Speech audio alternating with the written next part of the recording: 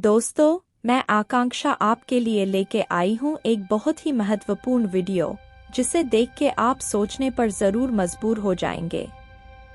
क्या आप जानते हैं कि आपके दिमाग में एक ऐसी छुपी हुई ताकत है जो आज तक आपने कभी इस्तेमाल नहीं की? सोचिए, बिना छुए किसी चीज को हिलाना या किसी के मन की बात जान लेना, क्या ये सिर्फ कहानियां हैं या सचमुच मुमकिन है? आज हम आपको मस्तिष्क के उस हिस्से के बारे में बताएंगे जिसे वैज्ञानिक कभी बेकार समझते थे, लेकिन अब उसे इंसान की असली सुपर पावर माना जा रहा है। तो चलिए इस रहस्य से पर्दा उठाते हैं। 50 साल पहले तक शरीर शास्त्री और फिजियोलॉजिस्ट यह मानते थे कि मनुष्य के मस्तिष्क का आधा हिस्सा बिल्कुल बेकार है, क्योंकि उसका कोई स्पष्ट कार्य समझ में नहीं आता था। इसी तरह शरीर के कई हिस्सों को भी बिना किसी उपयोग के समझ लिया जाता था और यूं ही सर्जन द्वारा निकाल दिया जाता था। उदाहरण के लिए, टॉन्सिल्स को लेकर यही कहा जाता था कि इनका कोई काम नहीं है और जरा सी परेशानी होते ही इन्हें तुरंत निकाल देने की सलाह दी जाती थी। इसी तरह अपेंडिक्स को भी बेकार समझकर शरीर से अलग कर दिया जाता था। लेकिन सवाल यह है कि क्या कोई हिस्सा या अंग बेकार हो सकता है? अगर किसी अंग का कोई काम नहीं होता, तो उसका अस्तित्व क्यों होता? यह सवाल हमें सोचने पर मजबूर करता है कि शायद हमारे ज्ञान की सीमाएं ही हमें यह समझने नहीं देती कि हर अंग, हर हिस्सा किसी न किसी कार्य के लिए ही अस्तित्व में है। जब इस पूरी सृष्टि में इतनी सूक्ष्म व्यवस्था है, जहां हर तत्व एक बड़े गहन नियम के अनुसार चल रहा है, तो इंसान के शरीर में कोई अंग बेकार कैसे हो सकता है? विज्ञान भी इस बात को मानता है कि यह दुनिया और इसका अस्तित्व मात्र एक संयोग नहीं है। अगर यह संयोग मात्र होता, तो विज्ञान की खोज और प्रगति संभव नहीं होती।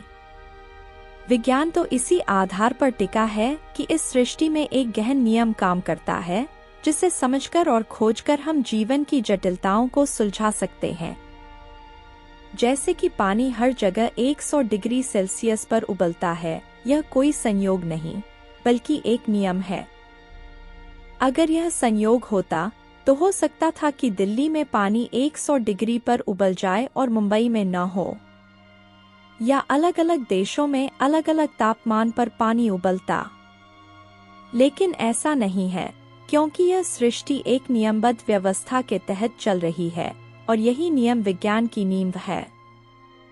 इसी प्रकार यह कैसे हो सकता है कि मस्तिष्क का आधा हिस्सा बेकार हो?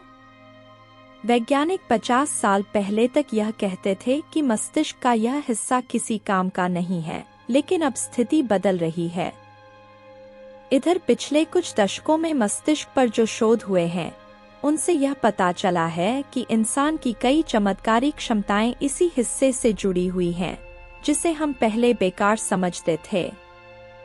उदाहरण के लिए, कोई व्यक्ति अगर दूसरे के विचार पढ़ने में सक्षम होता है, तो यह मस्तिष्क का वही हिस्सा होता है जो सक्रिय हो जाता है। या जब कोई व्यक्ति दूर से किसी वस्तु को प्रभावित करता है, तो वह मस्तिष्क का वही निष्क्रिय हिस्सा होता है जो इस चमत्कारी क्षमताओं को संभव बनाता है। रूस की मिखालोवा नामक महिला का उदाहरण लें। वह 20 फीट दूर की वस्तुओं को बिना छुए खींच सकती है। यह कोई जादू नहीं, बल्कि उसके मस्तिष्क का वह हिस्सा सक्रिय होता है जो सामान्यतः निष्क्रिय रहता है।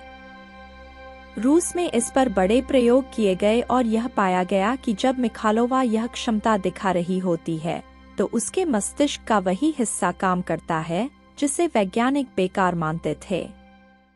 ऐसे ही कुछ आदिवासी जातियों में भी यह देखा गया है कि मस्तिष्क का यह हिस्सा सक्रिय रूप से काम कर रहा है।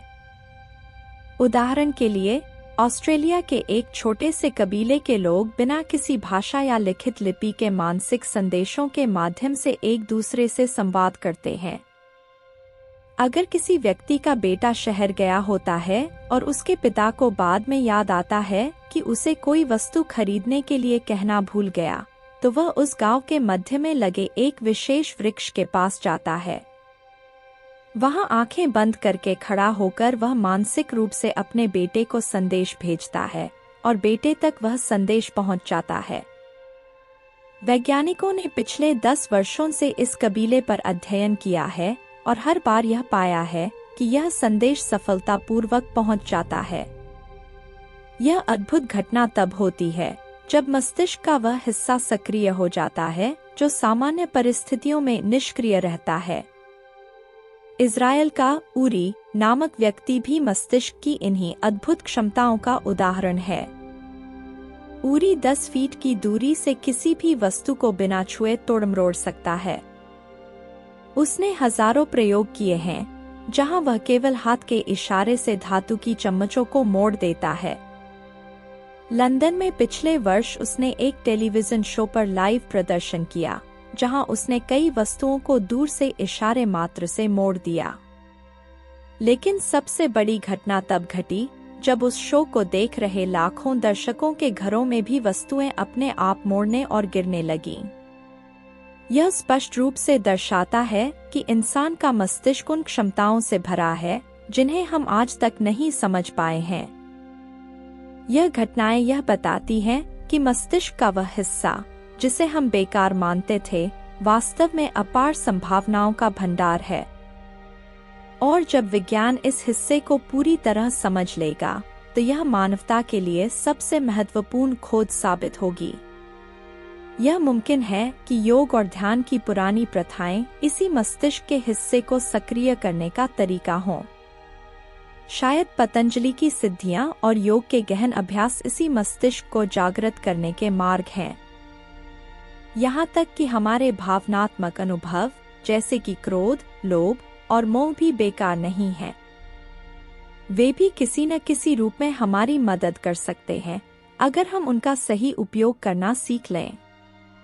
जीवन की सारी कला इसी में है कि जो भी हमारे पास है, चाहे वह शुभ हो या अशुभ, उसे सही तरीके से उपयोग किया जाए। तब अशुभ भी शुभ हो सकता है और जीवन एक लयबद्ध और समृद्ध अनुभव बन सकता है। दोस्तों, अगर आपको यह वीडियो पसंद आया हो तो कृपया लाइक, शेयर और सब्सक्राइब करना न भूलें। अपने दोस्तों और परिवार के साथ इस जानकारी को साझा करें और हमारे चैनल को समर्थन दें ताकि हम और भी दिलचस्प और जानकारीपूर्ण वीडियो आपके लिए ला सकें।